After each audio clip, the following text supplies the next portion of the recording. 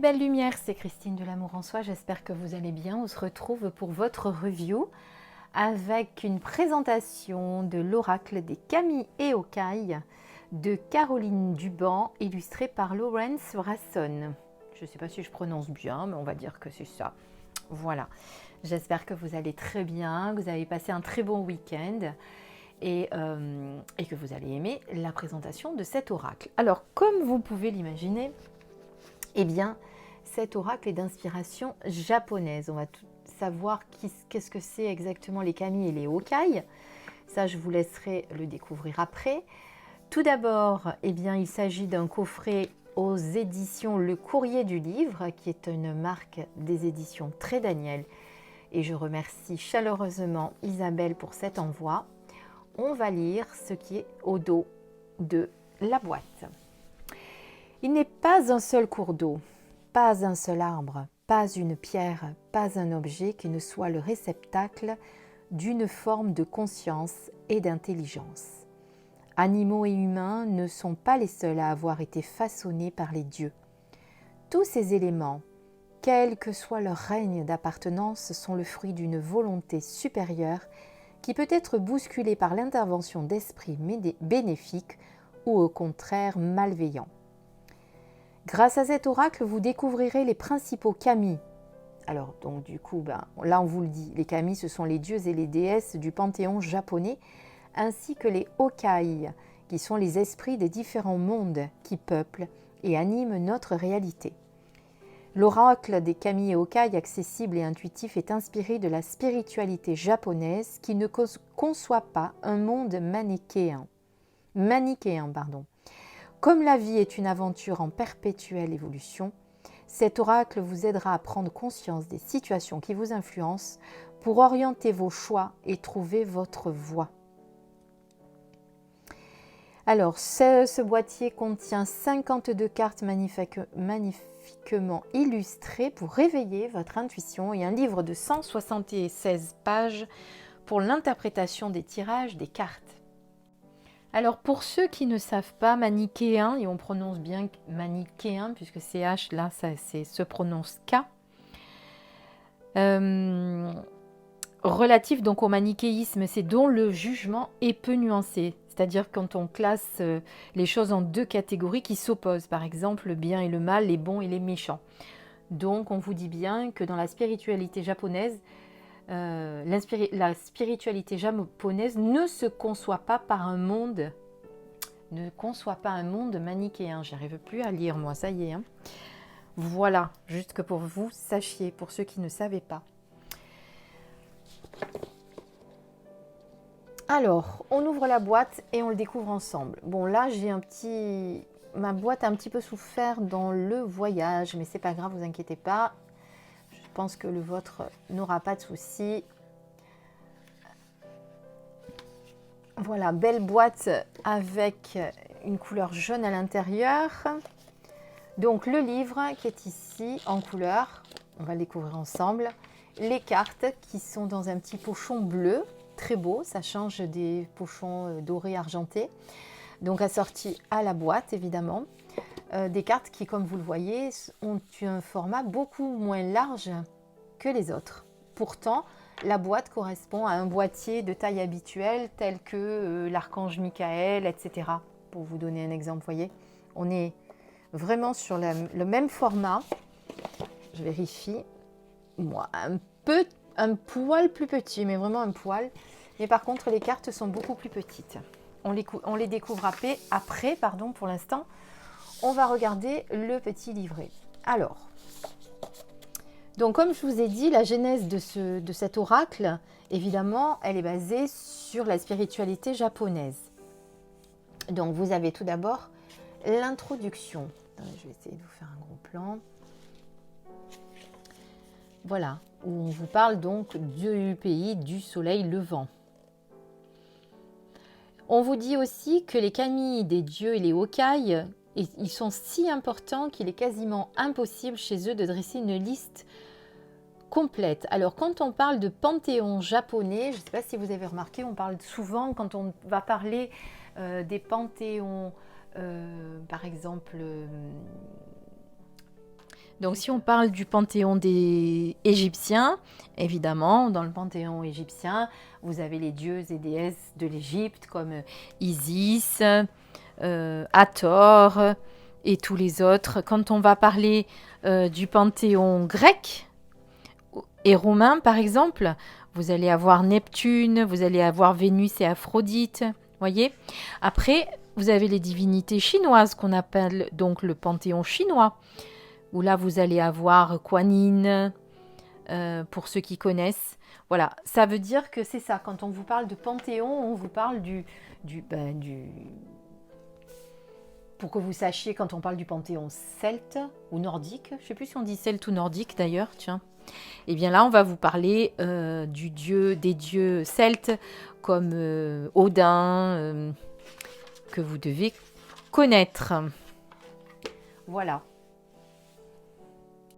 Même si effectivement, on dit souvent, quand on parle de panthéon, qu'il s'agit d'un temple qui est consacré aux dieux, et bien là, ça va être l'ensemble des dieux d'une même religion. Voilà, je cherche mes mots depuis tout à l'heure, mais c'est ça.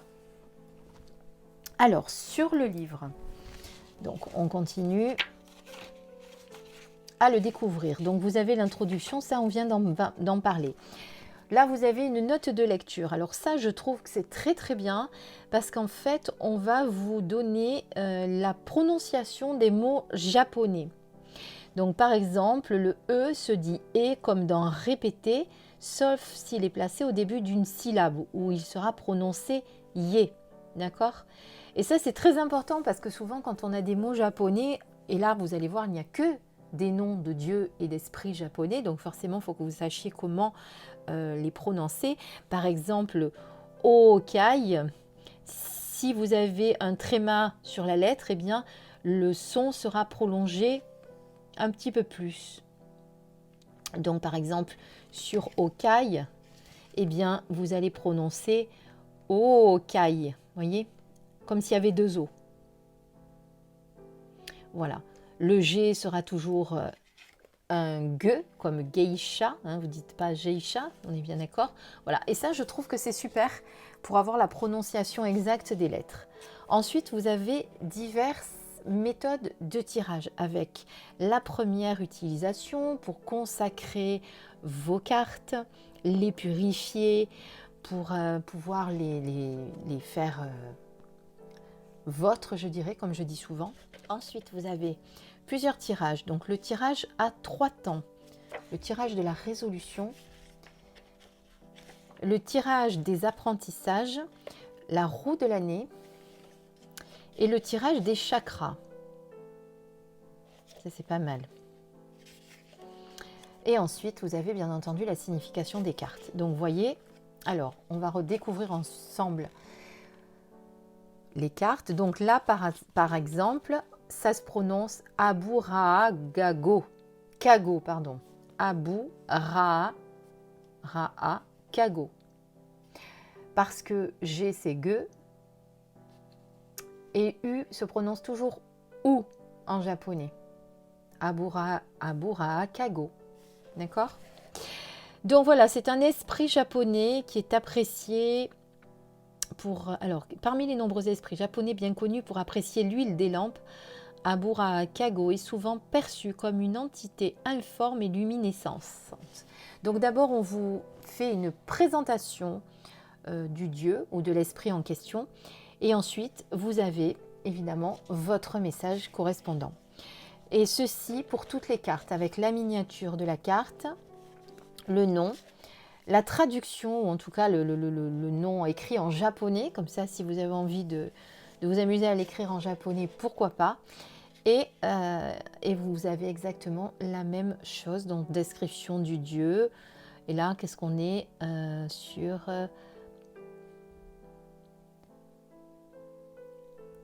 Bon, je ne sais pas, il ne dit pas si c'est un dieu ou un esprit.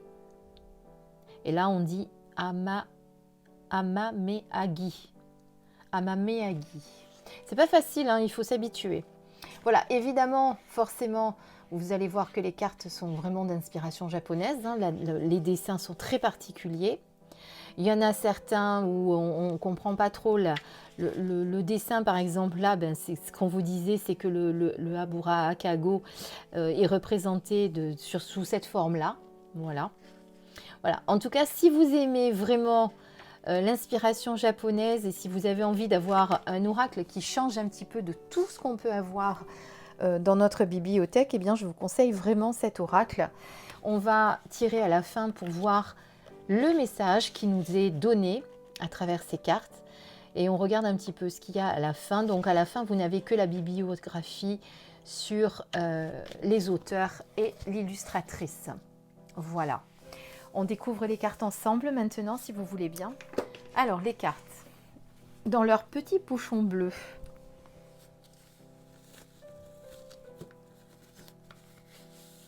Hop, voilà. Donc, elles ne sont pas dorées sur tranche, comme vous pouvez le voir. Elles sont mates, pas de brillance du tout. Alors, je trouve qu'elles glissent pas forcément très bien au début, mais je pense qu'avec l'usage, après, ça doit venir. Vous voyez, parce que là, quand j'ai fait ça, eh bien, il y en a certaines qui restent ensemble, mais c'est aussi parce que comme elles sont sorties de l'impression comme ça et que je ne les ai pas encore mélangées, forcément que je les ai sorties de l'impression, enfin de la boîte, hein, puisqu'elles sortent de l'impression, vous imaginez bien. Donc forcément, elles restent ensemble. Je pense qu'une fois qu'on les aura mélangées, ça sera différent. Mais je ne voulais pas les mélanger avant de vous les avoir présentées. Donc c'est pour ça que pour l'instant, elles sont comme ça. Le dos, qui est très beau, simple. Voilà, avec ses poissons. La qualité de la carte, un peu plus fine, je dirais, qu'à l'accoutumée. Mais il y en a qui aiment bien aussi ces cartes un petit peu fines, un petit peu comme les tarots. Il y a certains tarots qui ont cet aspect-là, un petit peu plus fin. Généralement, les cartes qui ne sont pas avec des tranches dorées sont souvent un petit peu plus fines.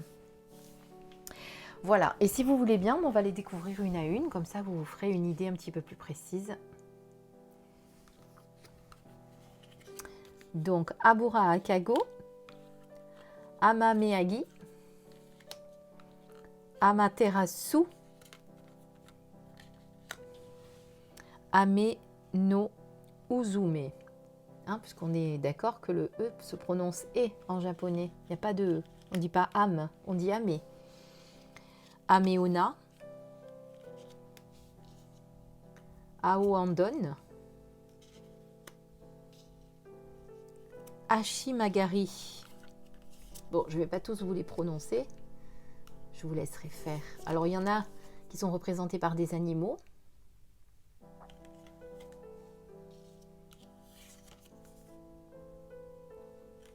Donc, comme je vous disais, il a vraiment une genèse très particulière, cet oracle. Il a vraiment une particularité que peu ont, évidemment. Il est totalement différent de tout ce qu'on peut avoir dans notre bibliothèque. Moi, c'est le premier que j'ai comme ça, vraiment. Bon, après, j'en ai pas d'inspiration japonaise. Alors, j'avais, oui, effectivement, le panthéon chinois avec Kuan Yin, mais j'ai pas gardé l'oracle de Kuan Yin, je l'ai vendu. Je sais pas pourquoi. C'était pas le moment que je l'ai, je sais pas. Bon, peut-être qu'un jour j'y reviendrai, hein, vous savez, ça passe. Des fois, on revient. Par exemple, l'oracle bleu, c'est un oracle que j'avais vendu et que j'ai racheté. Aussi bizarre que ça puisse paraître, c'est comme ça. On peut changer d'avis des fois. Une fois qu'on les a vendus, on se dit mince, j'aurais pas dû le vendre.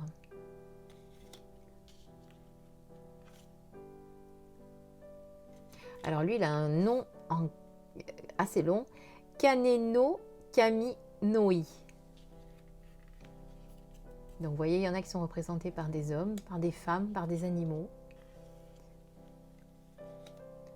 Katsura Otoko. On va finir par savoir parler japonais, hein.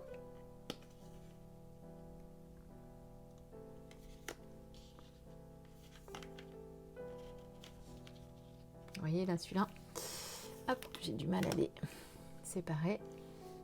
Alors elles sont très lumineuses. Évidemment, il faut aimer ces illustrations un petit peu particulières, hein, j'avoue. Ça va peut-être pas plaire à tout le monde.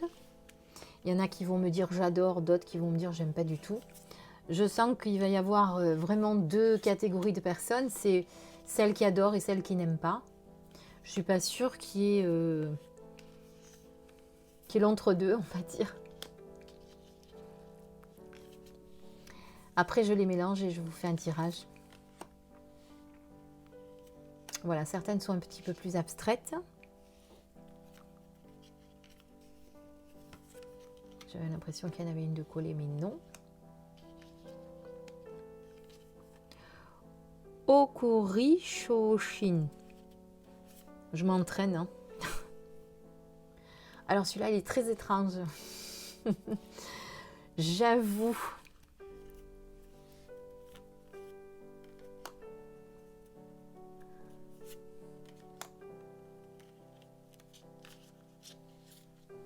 Mais mis à part celui qui est étrange, que j'aime un peu moins, on va dire en représentation, les autres sont très jolis. Hein.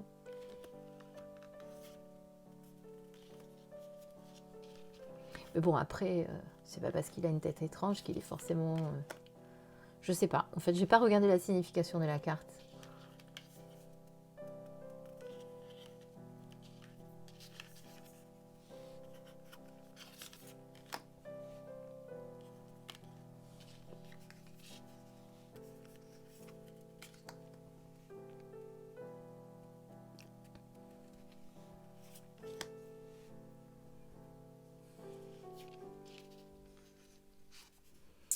Voilà. Alors donc les cartes ne sont pas numérotées, il y a simplement le nom du kami ou de l'okai. Et après, bien, c'est classé par ordre. Je vais vous dire si c'est classé par ordre alphabétique quand même, que vous le sachiez. Que vous le sachiez. Oui, c'est classé par ordre alphabétique, donc c'est facile à retrouver. Bon, qu'est-ce que vous en pensez? On se fait un petit tirage, je mélange, je reviens. Nous allons découvrir ensemble. Alors, j'ai pas mis de petites décorations comme d'habitude, avec des petits anges, etc. J'avais pas forcément de décoration japonaise. Donc, écoutez, on se met un petit ange, ça fera moins vide. Qu'est-ce que vous en pensez? Allez, on découvre. Disons que quand je fais des présentations, j'aime bien avoir l'espace un peu libre, donc c'est moins important que quand je fais une guidance. Quand je fais mes guidances, j'aime bien avoir mes petites pierres, mes petits gris-gris autour de moi. Alors, nous sommes sur Tega Tagasa. Tega Tagasa. Donc, Tega Tagasa. Donc, on va regarder. Ben, on va partir directement à la page.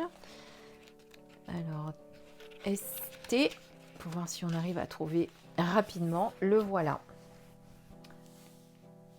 Donc, je vous lis ce que nous dit le message. Ce monstre informe est autrefois montré dans un temple pendant une cérémonie funéraire. Un nuage noir zébré d'éclairs apparut dans la salle de prière au milieu des bonzes effrayés. Excusez-moi, je fais que bégayer aujourd'hui, c'est terrible.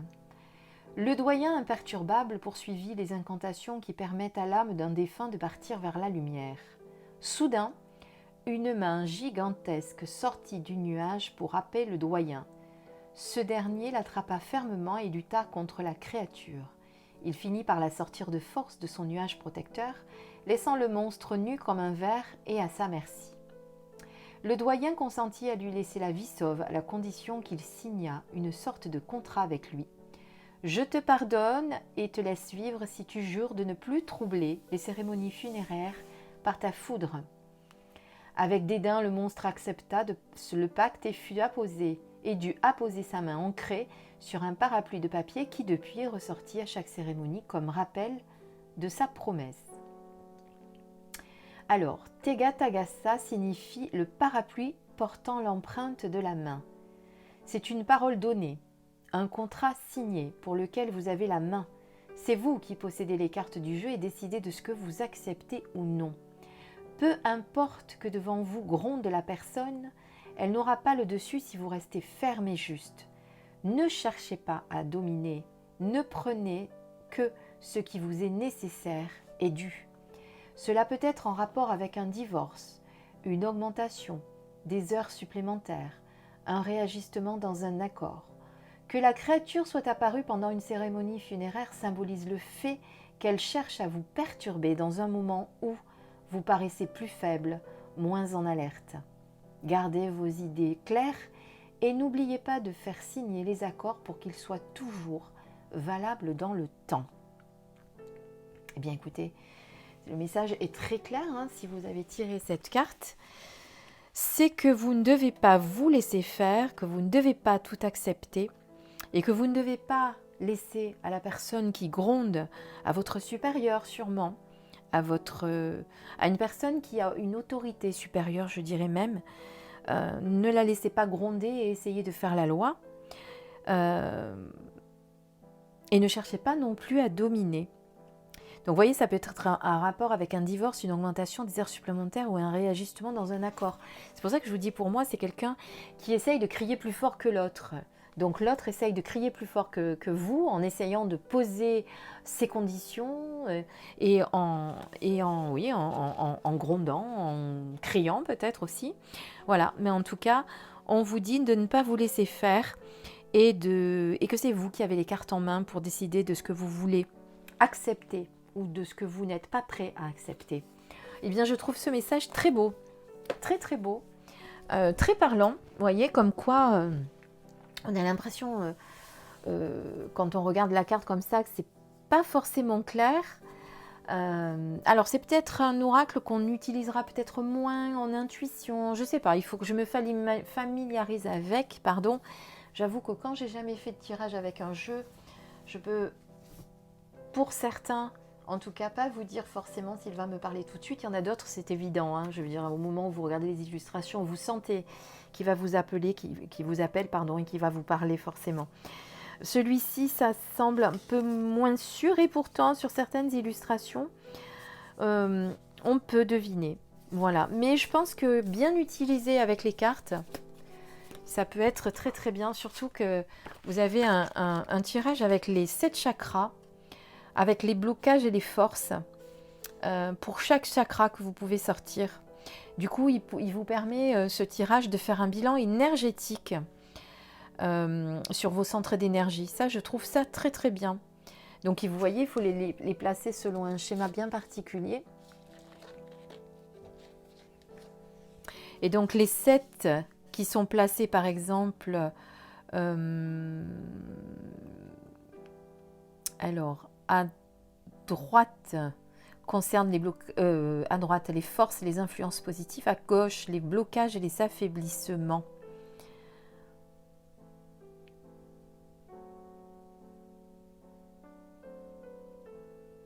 Oui. Et vous avez aussi les 7 qui représentent vos chakras. Hein. Donc en fait, ça vous fait sortir pas mal de cartes. Hein. Ça vous en fait sortir 3 et 3, 6, 7, 8, 9, 10, 11, 12, 13, 14, 15, 16, 17, 18, 19, 20, 21, 22, 23. 23 en tout de cartes. Donc vous voyez, vous avez celles qui sont placées donc à droite. Non, celles qui sont placées pour les 7 chakras. Vous avez celles de gauche pour connaître les éléments qui ont tendance à freiner ou à alourdir vos énergies. Et celles qui sont placées à droite de la ligne centrale pour découvrir les forces qui nourrissent les chakras. Et vous pouvez placer jusqu'à 2 cartes sur les colonnes de droite et de gauche en complément si vous avez besoin d'avoir des informations supplémentaires. Alors par contre, c'est marrant parce que sur le dessin, ils ne mettent pas cette carte, en tout cas pas sur le racine. C'est bizarre, je pense que ça doit être un oubli. Puisqu'ils disent bien, cette cartes sont tirées selon le schéma pour analyser la santé de chacun des chakras dans le présent, donc c'est la ligne du milieu. À gauche les blocages, à droite les forces. Bon. Voilà, je trouve ce tirage intéressant, c'est pour ça que je m'y attarde un petit peu, parce que je pense que voilà, ça peut être pas mal de l'utiliser pour ce genre de tirage. Est-ce qu'on a d'autres tirages qui sont bien? Le tirage des apprentissages aussi, lié aux étapes de la mission de vie, il évolue au cours de la vie du consultant, il permet de connaître les leçons à assimiler ou qui sont en cours d'assimilation en fonction de la question. Voilà, donc sur le plan spirituel, sur le cœur, amour et amitié, sur le plan professionnel. Ou alors le tirage de la résolution, si vous avez un blocage et que vous devez connaître le chemin pour y parvenir. Voilà, donc vous voyez, très intéressant, même si de prime abord on a l'impression qu'on va peut-être pas savoir l'utiliser parce qu'il y a des illustrations qui nous parlent un peu moins, puisque c'est un petit peu plus d'inspiration japonaise qu'on connaît moins. C'est vrai que ceux qui sont de cette culture-là, de cette religion-là, pourront peut-être les connaître un peu plus que nous. Mais il est facile d'utilisation et tout est dit dans l'interprétation des cartes. Voilà, donc c'est une belle découverte pour moi.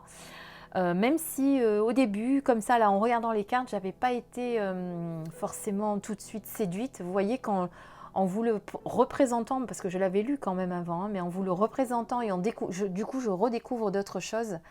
Et franchement, il est pas mal intéressant. Voilà. Bon, ben, j'espère que cette review vous a plu. Encore désolée pour tous les bafouillages, bégaiements que j'ai pu faire tout au long de la vidéo. Je sais que vous ne m'en voudrez pas, je sais que vous n'aimez pas quand je m'excuse parce que vous me dites que voilà, ça peut arriver à tout le monde, mais j'y tiens quand même parce que je sais qu'il y en a qui s'appelaient pas forcément quand on bafouille ou quoi. Voilà, c'est pas grave, hein, vous me connaissez, vous savez que je suis aussi nature peinture et je vous délivre les choses comme elles me viennent. Voilà, en attendant, je vous embrasse, je vous dis à très très très bientôt pour une prochaine vidéo, ce soir, avec, je pense, notre guidance de l'archange Michael. J'ai envie de vous faire plaisir, je sais que vous l'adorez. À ce soir mes amours, je vous embrasse très très fort mes petites lumières. Bisous.